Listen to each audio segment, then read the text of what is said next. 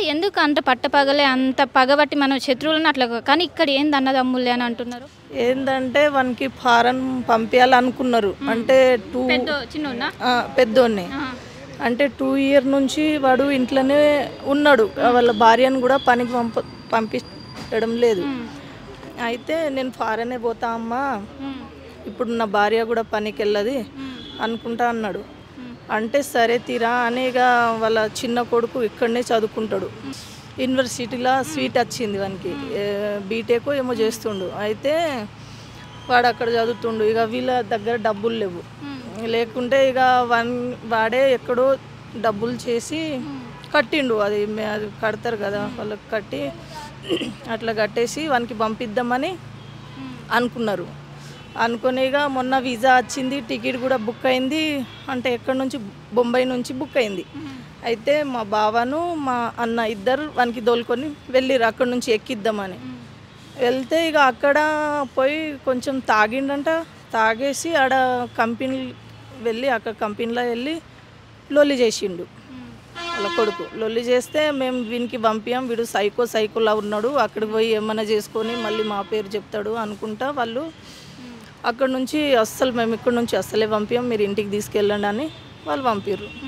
పంపినప్పటి నుంచి ఇక నేను వీనికి ఇంట్లో సాదాలా, ఇంట్లో అన్నీ తెచ్చిపెట్టుడు అది ఇది అనుకుంటా. వీళ్ళ చిన్న కొడుకు వీనికి ఇంట్లోనే కూర్చొని తినడం కూడా చేతన అయితే లేదు. ఇంట్లో కూర్చొని కూడా అమ్మని కొడతాడు, చెల్లెని కొడతాడు, అందరినీ అట్లా చేస్తాడు. వాళ్ళ డాడీ కూడా 2-3 రోజులు ఇంటికే రాడు వాని భయానికి.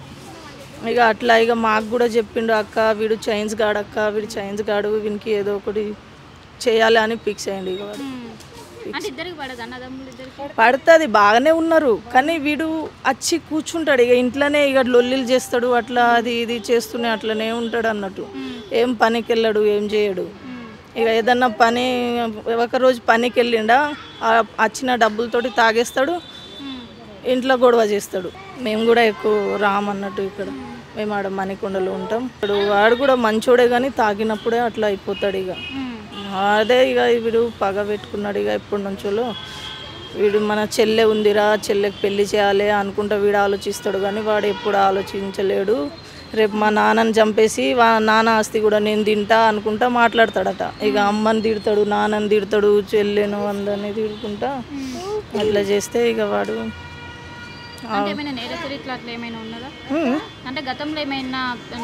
ఉన్నాయి. పోలీస్ స్టేషన్లో కేసులు బాగానే ఉన్నాయి.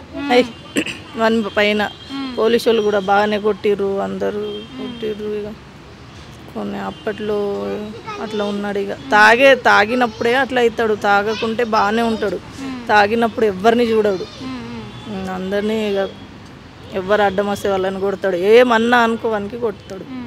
ఇక అట్లానే ప్రపంచంలో ఏ మూల ఏ క్షణం ఏం జరుగుతుందో వేగంగా తెలుసుకోవడానికి తొలి వెలుగు వాట్సాప్ ఛానల్ని ఫాలో చేయండి.